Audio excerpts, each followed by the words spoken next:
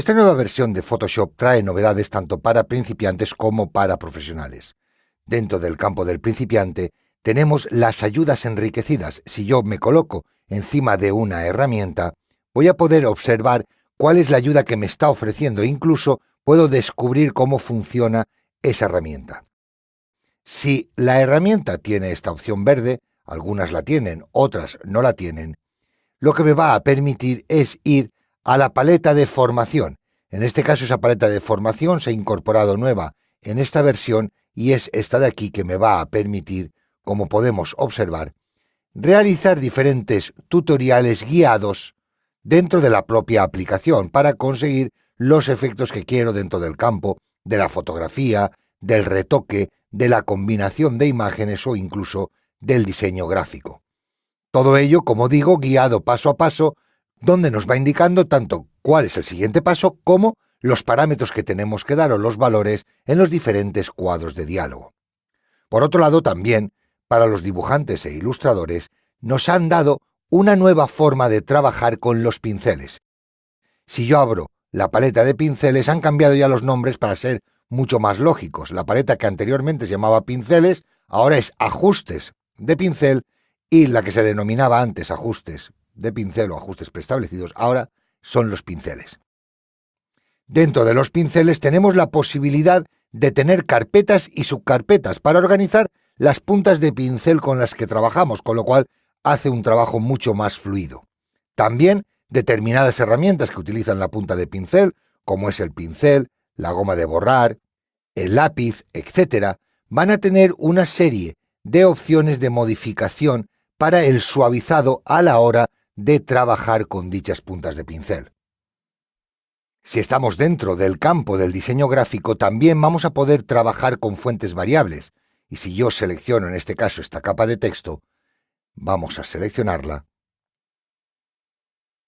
Entro dentro de una paleta de propiedades con mayores prestaciones y podemos observar que vamos a poder trabajar en algunas fuentes tanto el grosor como la anchura de la misma o la inclinación que define la tipografía. De este modo los resultados son mucho más rápidos y visuales. Por otro lado, si yo manejo herramientas vectoriales, también dentro de Photoshop se ha incorporado una nueva herramienta vectorial. Esta herramienta es la herramienta pluma de curvatura.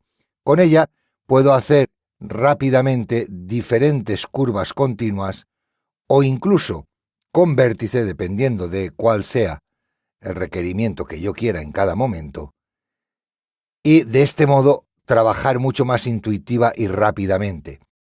A la vez que también han aumentado las prestaciones en cuanto a la visualización de estos vectores, ya que aparte de la goma elástica que tenía antes, ahora puedo cambiar el grosor del vector visualmente hablando y también el color que lo representa para poderlo ver mejor sobre determinados fondos.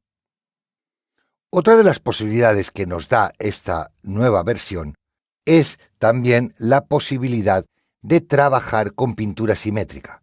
Voy a coger este elemento y si vemos, yo aquí puedo pintar, voy a deshacer este paso, vamos a poner una opacidad y un flujo al 100% para que veamos cómo pintamos de modo normal.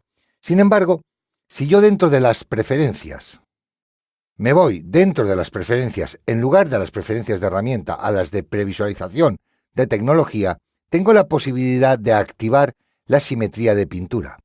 Esto me genera este nuevo icono que me va a permitir pintar arreglo a un eje preestablecido o a un eje creado por mí mismo, partiendo de los que tenemos inicialmente. Por ejemplo, si yo cojo este eje, a partir de aquí todo lo que yo pinte se va a pintar con un reflejo justo en la parte inferior o superior, dependiendo de dónde me ponga a pintar.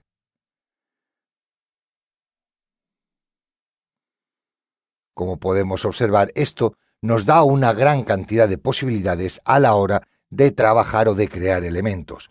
Al igual que está esta parrilla, por supuesto, existen parrillas más complejas en la simetría, como por ejemplo esta, en la cual tenemos 4 ejes. Voy a coger otra vez el elemento de pintar. Y como podemos observar,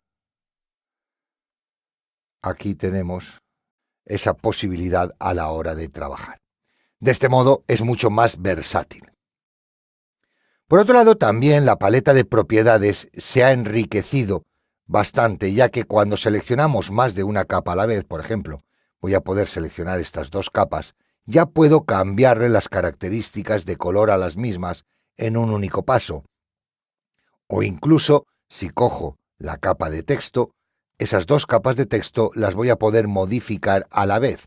Como estamos viendo, no coinciden en lo que sería la fuente o el estilo, pero sí que me coinciden en cuanto al tamaño. Pues bueno, podría modificar el tamaño sin ningún problema de ambas fuentes. Si cambiara cualquiera de sus características, está claro que en ambos casos se me modificaría la tipografía. Por esto nos permite, de una manera mucho más versátil, agrupar o modificar un conjunto de capas directamente. Por otro lado, nos permite también esta nueva versión poder copiar y pegar diferentes capas en otro documento. Simplemente, si las seleccionamos, podemos ir ya al menú de edición y dentro del menú de edición, como podemos ver, tenemos aquí copiar. Ahora me iría a un documento nuevo, control N, vamos a crear ese documento nuevo y simplemente dentro de edición voy a decirle pegar o pegar en contexto. La diferencia es que pegaría en el centro y pegar en contexto utiliza la esquina inferior derecha como punto de referencia. Voy a decirle pegar y aquí tenemos todas las capas que me he traído directamente a través de copiar y pegar. Como vemos, esto nos puede dar mucha versatilidad a la hora de trabajar. Aparte de estas mejoras, existen mejoras a la hora de exportar, existen mejoras de procesos internos, existen mejoras en algunos plugins que nos permiten trabajar de una manera mucho más rápida y cómoda. Como en toda versión, se han corregido procesos anteriores y ahora el software se pretende que sea mucho más estable y que nos dé unos resultados mucho más óptimos.